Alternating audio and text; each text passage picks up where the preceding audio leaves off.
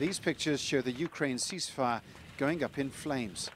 Just a kilometre from the perimeter of Donetsk airport, the district of Spartak has literally been in the firing line for months now, caught in the crossfire between the Ukrainian forces inside and the separatists surrounding the airport.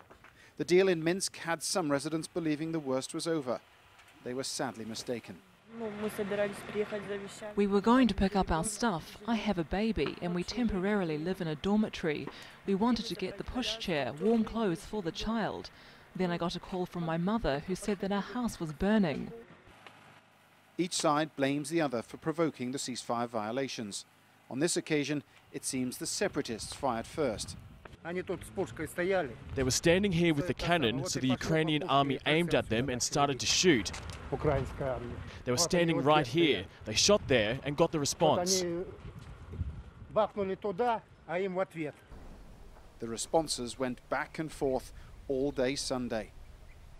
To the east of here, to the east of the airport, we've heard persistent small arms fire and the occasional burst from a machine gun. And over there to the northwest, we've heard the explosions from rocket fire, probably a Grad system.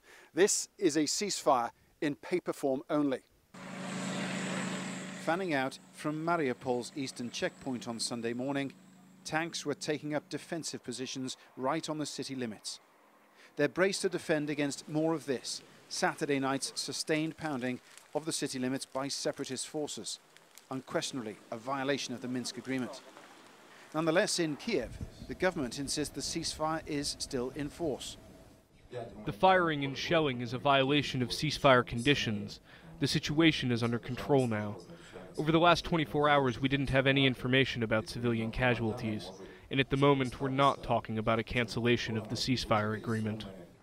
For residents of Mariupol inspecting the overnight damage, faith in the truce is understandably low. It's terrifying, not just for the people here, but for the whole city.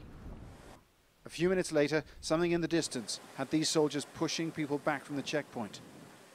Officials from the Organization for Security and Cooperation in Europe, the OSCE, are charged with monitoring this ceasefire, a reminder, if needed, of the magnitude of that task. And a reminder for everyone in this bitterly contested country that this conflict isn't over yet. Paul Brennan, Al Jazeera, Donetsk.